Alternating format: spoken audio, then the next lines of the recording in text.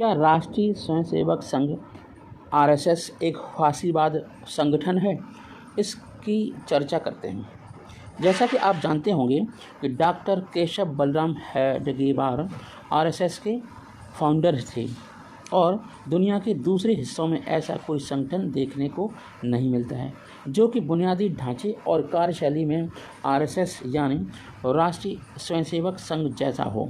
और राष्ट्रीय स्वयंसेवक संघ पर कई बार प्रतिबंध और आरोप कांग्रेस लगाती रहती है। सांस्कृतिक संगठन के बतौर शुरू हुए संघ का दर्शन हिंदू राष्ट्रवाद है। संघ के मुताबिक हिंदू कोई जाति सूचक शब्द नहीं है, बल्कि भारत में रहने वालों को हिंदू कहा जाना चाहिए। संघ के दूसरे प्रमुख गोलवलकर का मानना था कि भारत को मजबूत राष्ट्र में बदलने के लिए हिंदू एकीकरण और पुनरुत्थान की जरूरत है ताकि वो दुनिया के कल्याण में अपना योगदान दे सके। गैर हिंदुओं को गोवलकर समान नागरिक अधिकार देने के खिलाफ थे। हालांकि बाद में संघी ने राजनीतिक धड़े भारतीय जनता पार्टी के कई नेताओं ने इससे दूरी बना ली थी। और आपको बता दें, संघ का यकीन राजनीति या सत्ता हासिल करने में बिल्कुल भी नहीं था। बाद में सत्ता को लेकर विचार भी बदल गए। और आपको बता दें, उग्र राष्ट्रवादी संगठन के नाम से जाना जाता है, मगर धर्म संघ के मन में विराजता रहा है और वहीं उनके राष्ट्रवाद का आधार रहा है।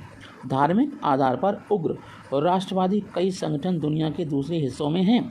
कुछ राजनीतिक सत्ता के जरिए अपना मकसद पाना चाहते हैं, तो कई चरमपंथी के रास्ते चलकर कट्टरवाद के रास्ते चलकर अपना मकसद पाना चाहते हैं। इस्लाम को आधार बताने वाली कई राजनीतिक पार्टियां इस्लामी राष्ट्र की वकालत भी करती हैं, तो यूरोप में हिटलर की नस्लीय शुद्धतावादी विचारधारा से प्रेरित कई पार्टियां नाजीवाद समर्थक हैं।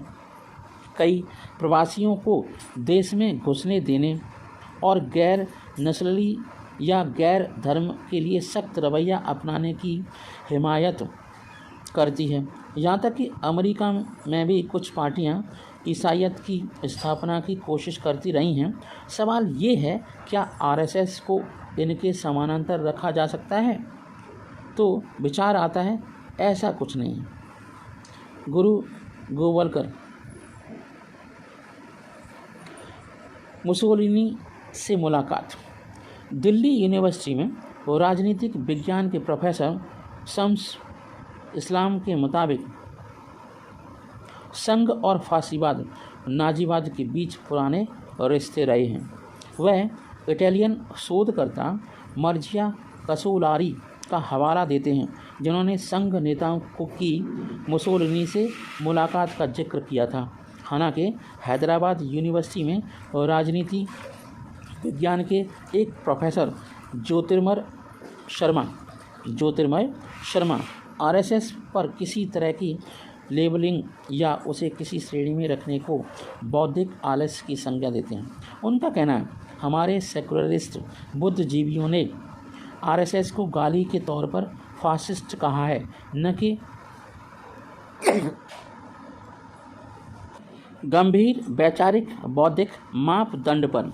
यह तो महज वैचारिक आलस्य है। दुनिया भर में ऐसे कई संगठन हैं जो धर्म और राजनीति का मिश्रण करके उग्र राष्ट्रवाद की परिकल्पना करते हैं। पूर्वी यूरोप में कुछ देशों में, मिसाल के लिए हंगरी में, ऐसी ही एक मुहिम चल रही है जो एंटी सेमिटिज्म में यकीन रखते हैं। इस तुलना को अंग्रेजी में मार्फोलॉजी कहते हैं। और आपको बता दें, राष्ट्रवाद और राजनीति क्या है। ज्योतिर्मय शर्मा के मुताबिक संघ के दर्शन की खासियत उग्र राष्ट्रवाद ही है। वह इसकी तुलना मैजिनी की सोच से करते हैं। धर्म और राजनीति के मेल की यह सोच मैजिनी में भी थी। जब इटली का एकीकरण हुआ तो उन्होंने कहा कि बिना धर्म के राष्ट्रवाद और राजनीति विफल हो जाएगी। आरएसएस में कोई एक भी ऐसा विचार नहीं है जो हमारी ज़मीन से उपजा हो। वो हर संदर्भ और मायने में पाश्चात्य है। अगर संघ का कलेवर भारतीय नहीं है तो क्या है? क्या उसे कुछ धर्म निरपेक्षवादियों की भाषा में भी दक्षिणपंथी कहना सही होगा? द ब्रदरहुड इन सफरिंग के लेखक और संघ पर लंबे समय से शोध कर रहे वाल्टर एंडरसन ने कभी कहा था, दुनिया में संघ की तुलना किसी और संगठन से करना काफ़ी मुश्किल है। हालांकि जापान का बौद्धिक संगठन शाखा गाकाई काफ़ी हद तक आरएसएस और भारतीय जनता पार्टी का मिला-जुला रूप है। एंडरसन 2003 तक अमेरिकी विदेश विभाग से जुड़े रहे।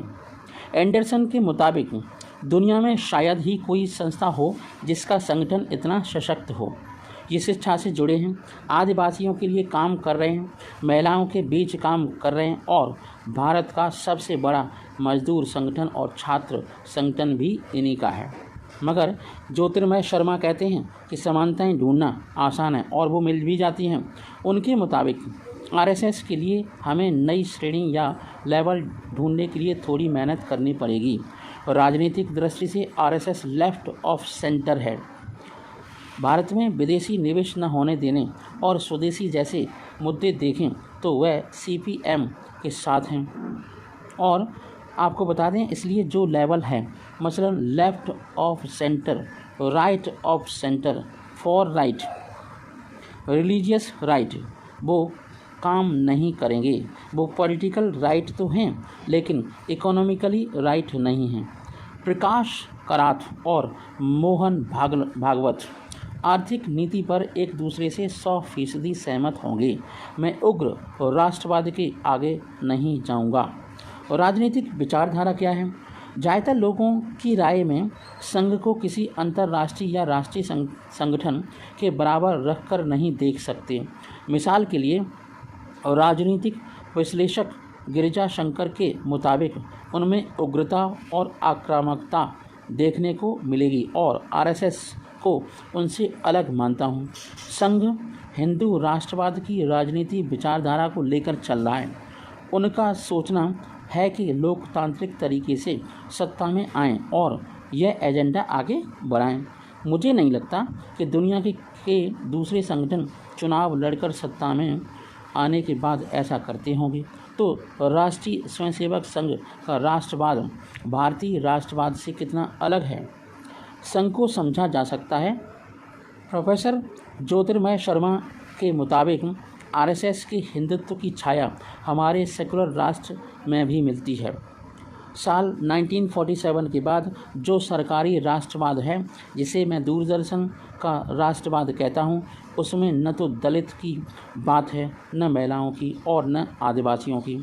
मुश्किल ये है कि 1947 के बाद राष्ट्रवाद को हमने धर्म की तरह मान लिया है और जब हम संघ को या किसी और राष्ट्रवाद को देखते हैं तो उसकी तुलना में देखते हैं। असल चैलेंज सरकारी राष्ट्रवाद की पड़ताल करने की है, तभी संघ को समझा जा सकता है और इस हमाम में हम सब जानते हैं।